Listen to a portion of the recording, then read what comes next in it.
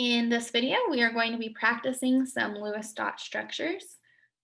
So I hope you guys have a moment to pause the video and go ahead and go through all of these problems on your own, and then I can go through the answers with you. So it's asked you to determine the total number of valence electrons and draw the Lewis dot structures for each of the following molecules. So starting with water, H2O, our total number of valence electrons is going to be, we have one valence electron for each hydrogen, and then oxygen has 6 valence electrons. We have 2 hydrogens and 1 oxygen, so we have 1 plus 1 plus 6, so we have 8 valence electrons. In order to draw the Lewis dot structure, I'm going to put oxygen in the middle here, have its 6 valence electrons. And then I know that each hydrogen likes to have one electron or one bond.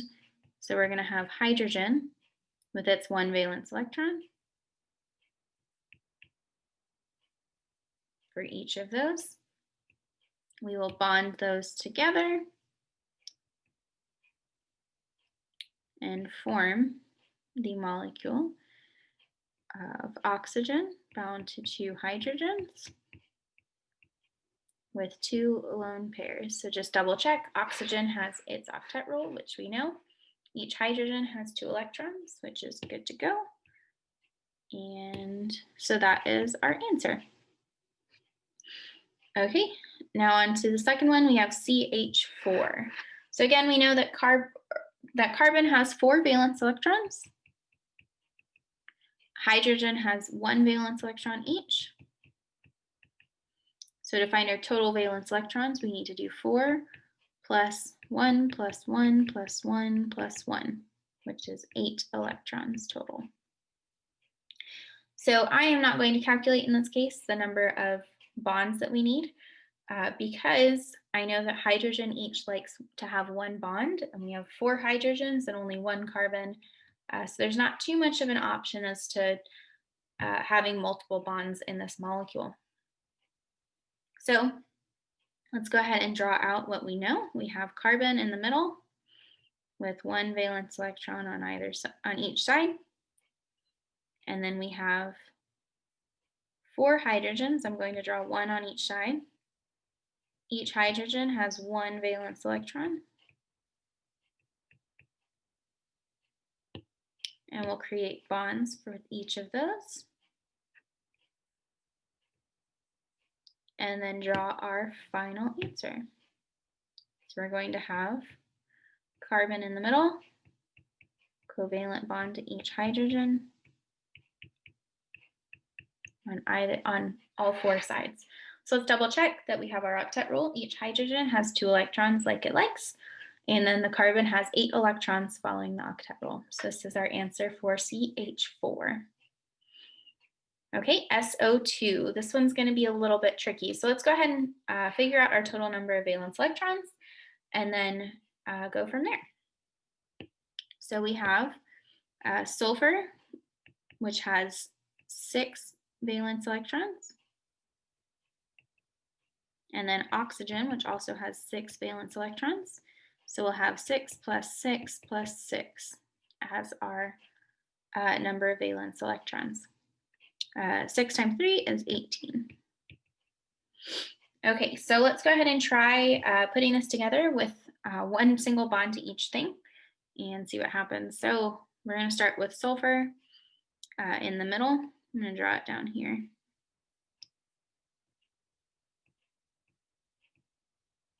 And then we'll have oxygen on either side.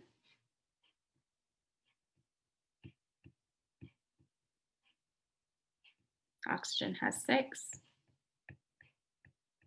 Oh. Okay, and then let's make 1 bond to each, for each one. So sulfur has 1 bond on this side, and then 1 bond on this side. So let's see what that gives us. Sulfur one bond to oxygen on either side. That leaves oxygen with 5 valence electrons for each one. We're gonna get rid of this guy. And then sulfur has 2 sets of lone pairs. So this molecular structure I know is incorrect at the moment because the only atom in this that follows the octet rule is the sulfur. So it's a big no-no because it does not know octet. So this is a problem. We need to make sure we rectify this. So we're going to calculate our number of bonds that we have for this structure. So we don't have too much room right here, so bear with me. We have our total number of valence electrons we already have calculated is 18.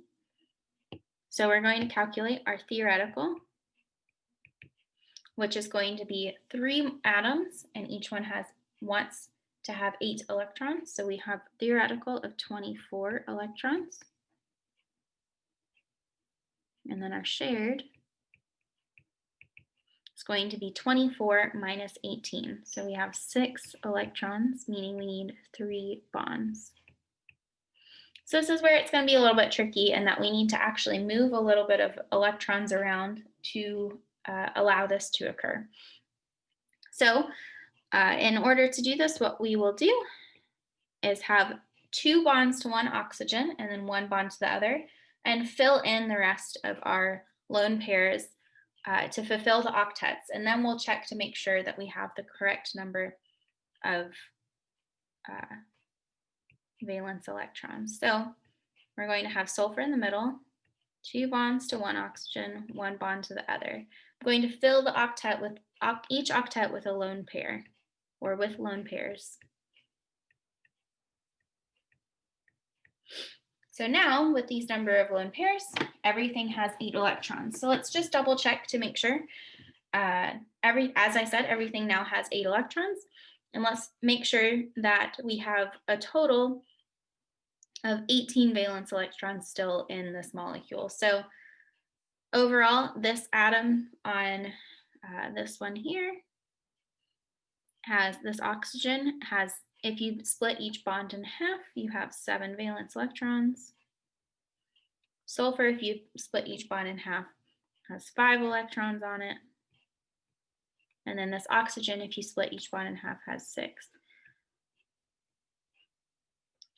So because of that, we have 18 total, and it matches our number of valence electrons that we should have. So this structure on the end is now our answer. So that problem was not as straightforward as the ones we've practiced so far. So that would be other molecules such as these where they're not quite straightforward would be great to practice for you guys. The next one is CO. So in terms of our total number of valence electrons, we have carbon, which has 4 electrons, oxygen, which has 6 electrons. And so our total, we have just those 2 atoms. Our total is going to be 6 plus 4, which is 10 electrons. Great, and so now we need to actually make these molecules. So let's put carbon on one side with its 4 valence electrons, oxygen right next to it with its 6. And so let's combine these and see what happens. So if we make 1 bond between these 2 atoms,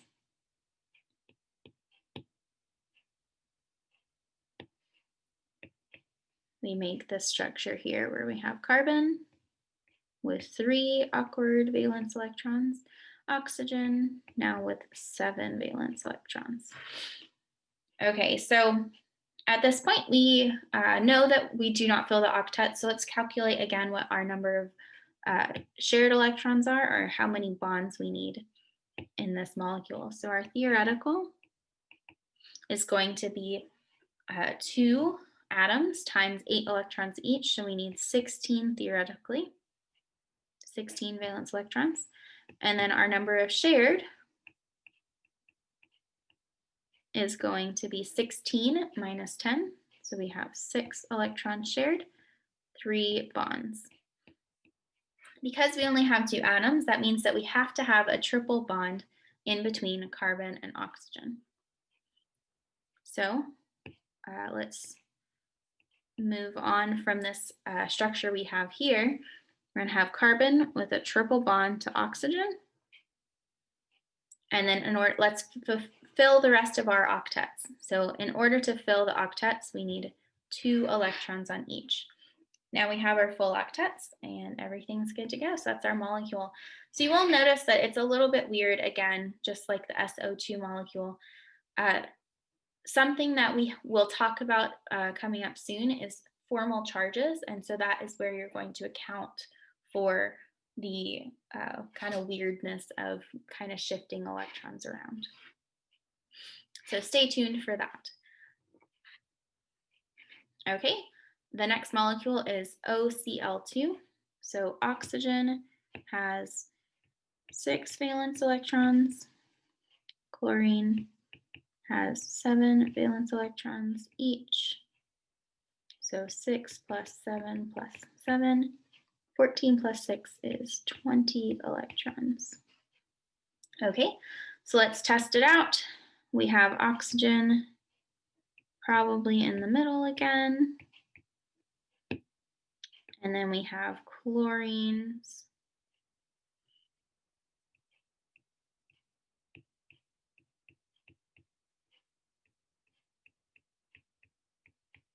Each with 7 valence electrons. Okay, let's combine, make some bonds, and see what we get.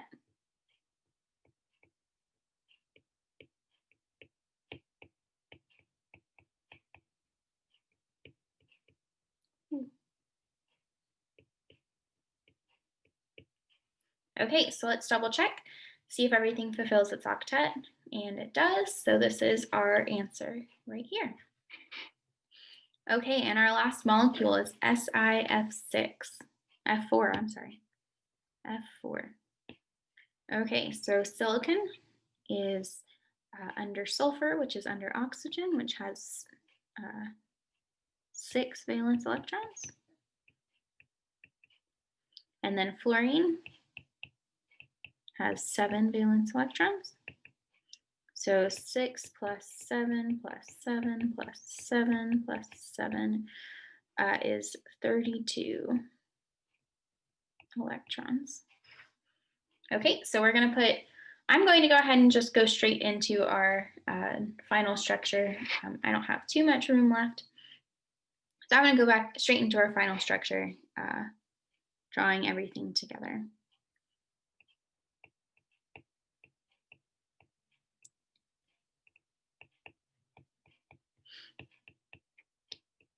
While I'm drawing this, I'll just say sometimes you just, with hydrogens or halogens, they typically only make one covalent bond. So it's a lot of the times a little bit easier to be able to know how many bonds they're going to make, or to be able to predict the structure without having to go through every single little step. So this is the structure here. We have silicon with 4 fluorines around 1 on each side. Each atom here has a full octet, so we know we're good to go. Okay, so if you guys have questions on any of those, please don't hesitate to reach out and ask me. I am around whenever you need help. So if you need more help as well, you can do more practice problems from the textbook. And I'll see you guys in the next video.